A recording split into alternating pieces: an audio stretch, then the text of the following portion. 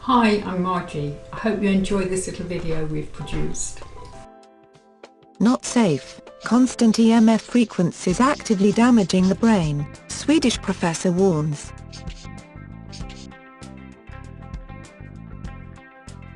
Modern society has been groomed to believe that if they constantly carry around mobile phones, laptops and tablets, and live in homes or work in offices that have Wi-Fi, smart meters and other smart appliances, they are completely safe, and that we are merely progressing and advancing in modern technology, for our own convenience. But, have they been properly vetted? And are they really safe on our body, and appropriate for continuous human exposure? The answer is no. For a number of years now, Professor Olle Johansson, who is a prominent scientist from the Karolinska Institued in Stockholm, Sweden, has been sounding the alarm on the immense danger on our human bodies.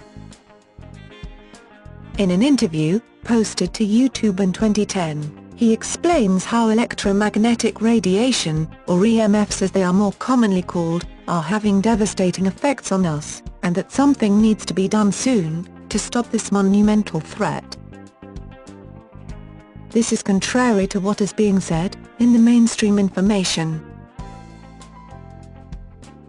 Today, if you look into the scientific literature, it's an overwhelming number of papers clearly saying that the molecules, cells, tissue pieces, organs, experimental animals, as well as humans, are in jeopardy.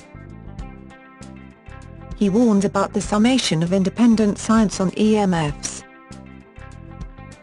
The main findings could be summarized that you see biological and biomedical effects at very low exposure levels, far below the current public exposure guidelines.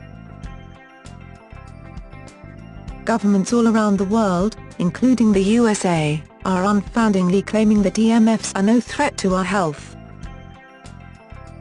But they are failing to tell the public something significant, and it relates primarily to the methodology behind EMFs, and how they are being studied, and the inadequate way in which this research incorrectly says EMFs are safe. Interest is very much nowadays focused on long-term effects at so-called non-thermal levels, meaning that you don't get a heating effect from your mobile phone, for instance. Says Professor Johansson, who is specifically concerned with biologically important events, that he believes are more often than not overlooked, when taking into account the dangers caused by EMFs, things like transmitter release, ionic channels, uptake and degradation. He states that EMFs from devices such as smart meters, are likely to be more damaging to our immune system, as well as to mental function, sleep, concentration and fertility, as well as other functions necessary for our body. So he is saying that cancer is not the only risk of being overexposed to EMFs. Other symptoms caused by long and constant exposure to EMFs can be building over time, and can be more subtle. Symptoms like constant headaches and not being able to stay focused, and also the higher risk of colds and flu. As a scientist, I'm a little bit surprised that politicians take these kinds of chances with the whole population, and that the population has never really been informed. No one has asked you if you want to be whole-body irradiated, 24 hours around the clock, every day of the week, and yet you are. Professor Johansson says he has asked the Swedish government for safety data, but as yet has not even received a single study to back up his country's policies.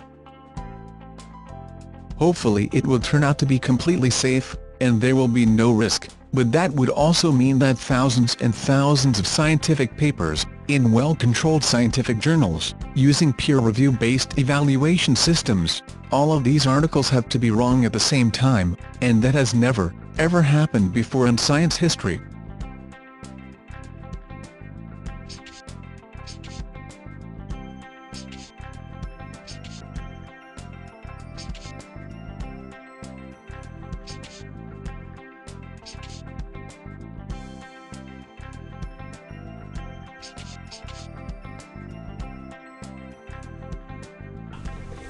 Did you enjoy that? We hope so, because here at Life Energy Designs, we want to educate you so that you can live the best possible life that you can.